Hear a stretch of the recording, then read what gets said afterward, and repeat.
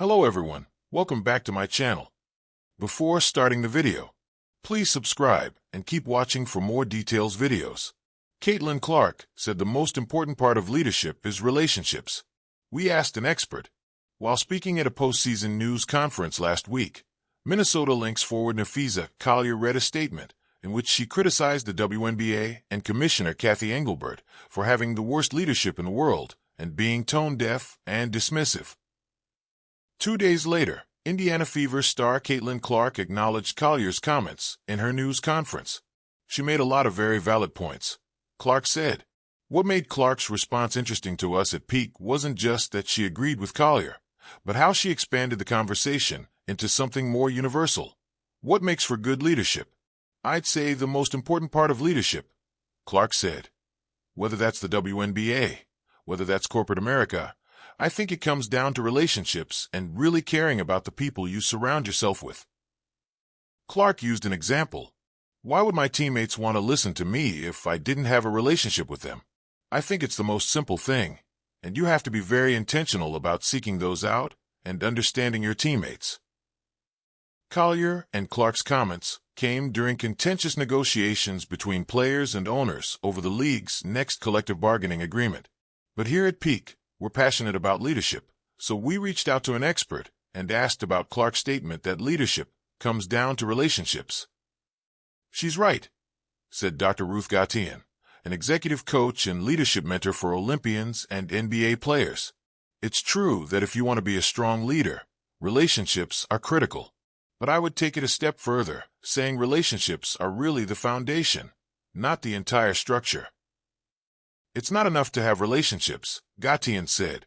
"We should be actively finding ways to build trust with the other person, so the dynamic is not simply transactional." Gatian has a few tangible recommendations, with the first being to reach out to people when you don't need anything.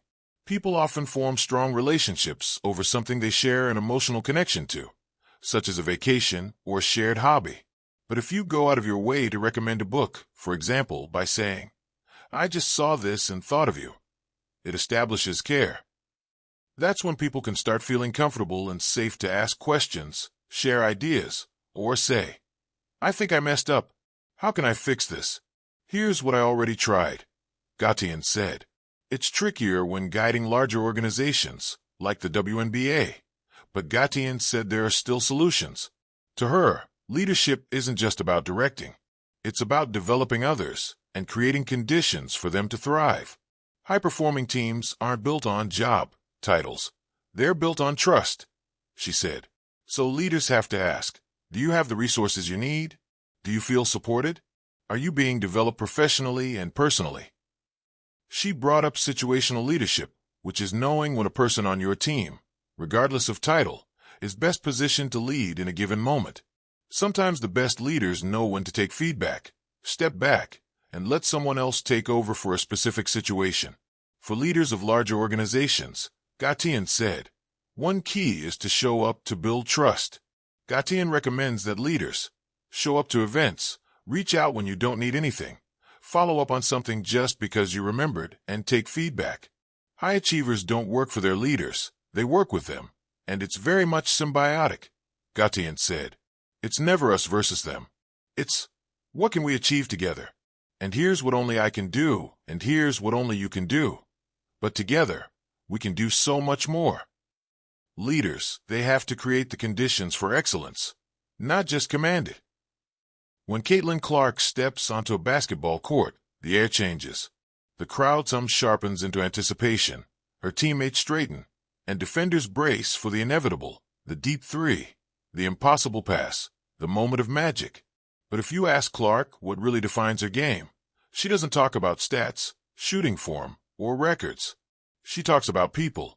The most important part of leadership, Clark once said, is relationships. Coming from the most electric player in college basketball, the line might sound simple, maybe even cliché. But it's not.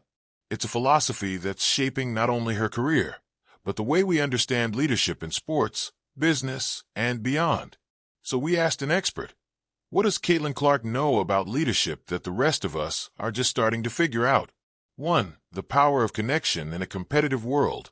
Dr. Mia Alvarez, an organizational psychologist and leadership researcher at Stanford University, doesn't follow women's basketball religiously, but she knows enough to understand Clark's influence. She's what we call a relational leader, Alvarez says.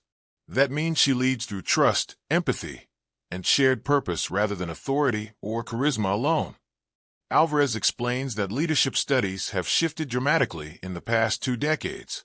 Where once the great man theory dominated, the idea that leaders are born with innate power, now research emphasizes social capital, the networks of connection and trust that make teams thrive.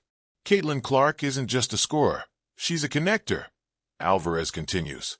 Her teammates believe in her not because she's the best player, but because she invests in them. She celebrates their shots, she trusts them with the ball, she listens. In basketball terms, that's the assist mentality. It's the moment when a leader's success becomes inseparable from the success of others. 2. Leadership lessons from a hardwood. At first glance, leadership on the court seems obvious. The best player sets the tone. But anyone who's played team sports knows it's messier than that. Leadership isn't always about being the loudest or most talented. Sometimes it's the quiet moment, a hand on a shoulder after a missed shot, a word in a huddle when things are tense. Former Iowa assistant coach Jan Jensen once said of Clark, "She demands excellence, but she gives love with it." That balance between challenge and care is exactly what Dr. Alvarez says defines effective leadership. In psychology, we call that high challenge, high support leadership, she explains. People don't perform their best when they're simply pushed harder. They perform when they know they're valued, when the leader believes in them. Clark's emotional intelligence, her ability to read the room, to sense when to push and when to reassure, is as critical as her shooting range. It's also something many corporate leaders struggle to master. 3. The science of relational leadership. Leadership, Alvarez explains, is fundamentally social. Every great leader operates within a web of relationships, she says. It's not about commanding, it's about connecting. She points to a growing body of research in neuroscience showing that humans are wired for connection. When people feel seen and supported by their leaders, their brains release oxytocin,